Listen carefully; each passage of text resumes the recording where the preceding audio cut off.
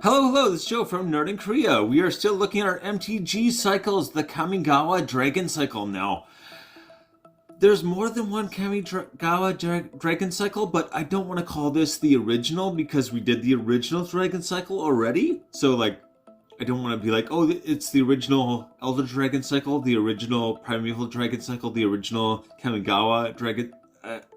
it's the first one, okay? Anyway, okay, here we go. Please hit like and subscribe. It does make such a big difference. Also, any feedback would be great as well. I've been getting a lot of feedback lately, and it's really appreciated. There's been quite a few really nice comments, actually.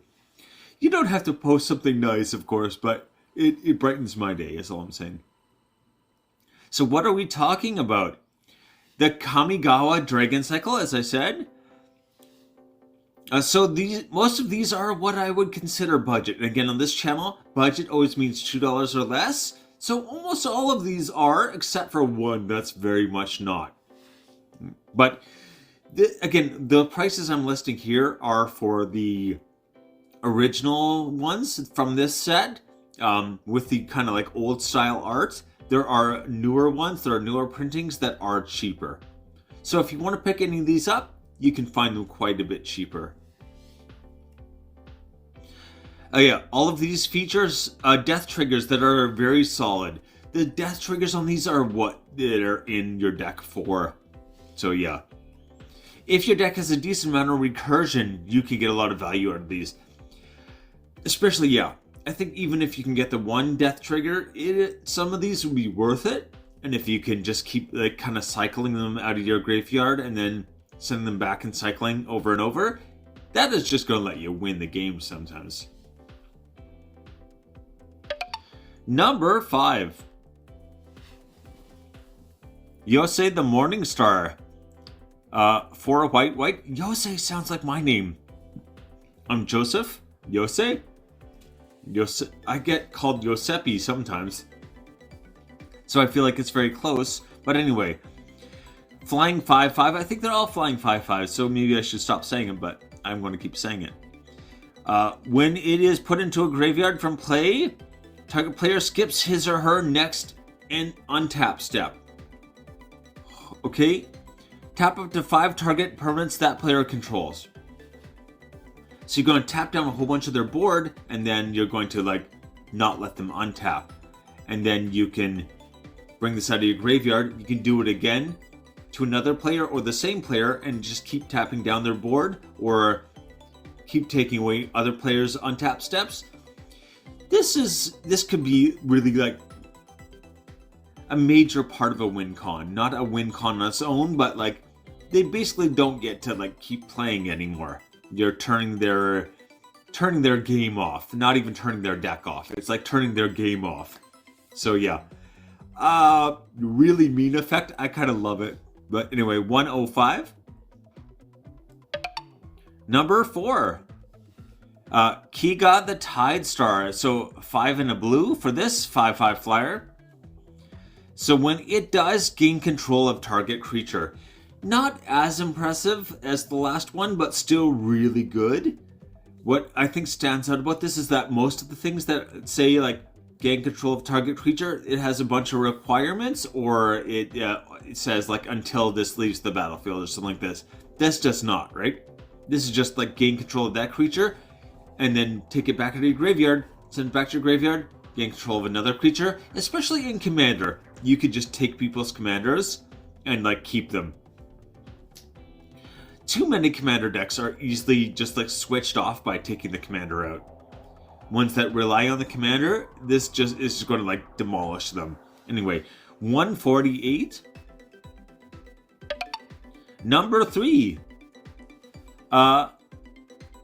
Kokusho. I said, I think. The Evening Star for black. Again, 5/5 flyer, like all of them. But so when it dies, each opponent loses 5 life. You gain life equal to life lost this way. Oh my gosh, right? Especially in multiplayer, any kind of multiplayer format. If you play this in Commander, you have 3 opponents. That's doing 15 damage and you gain 15 life. Oh, that's insane. That's like, you can just like keep pulling them out of your graveyard, put them back in, and you're going to be able to not just win the game doing that, you're going to like make it almost impossible for people to knock you out by taking away your life. They've got to use some alternative win con, basically, if you have this going. So yeah. It is $50 though. 50. Again, much cheaper. The newer printing is much, much cheaper. I think it's under $2, but oh my gosh, I was going to like try and pick up this set, or this cycle, and then I got to this one. I was like, oh, never mind. Okay. Number 2. Ryusei the Falling Star. 5 and a red for this 5/5 flyer, as they all are. I should stop saying it, but anyway. When it's put into the graveyard from the battlefield, it does 5 damage to each creature without flying. So this is a little situational. Not too bad, but a little bit. If you have a bunch of things that aren't flying, you don't want to do this because you're going to like wipe out your own board. Or maybe you want to wipe out your own board, and that's a good thing, but probably not. And if your opponents have a bunch of flyers, this kind of doesn't really do anything. So, situational, but still amazing in the right deck. Hypothetically speaking. Not speaking hypothetically, but hypothetically speaking. If you have like a terrifying Tiamat deck, for instance, maybe you could put this in. But yeah, I might be speaking to someone in particular there. 83 cents. Number 1. Okay, Jugen the Rising Star. 3, green, green, green. Jugen makes me think Jukale, which is it Korean. It means like, do you want to die? It's kind of like a joking threat though. Anyway, yeah. So when he dies, Jukale, hey. You may distribute 5+1/+1 counters among any number of target creatures. So you can put +1/+1 counters on anything you want. Just potentially, if you can recur this, you can do it over and over and over. And keep in mind, if you're playing Commander, which many people are, Commander damage is 21. So get Double Strike, do this. Even with Double Strike, you really only need 11, right? And this is 5. If you do this only once, it's 5. If you do it twice, it's 10.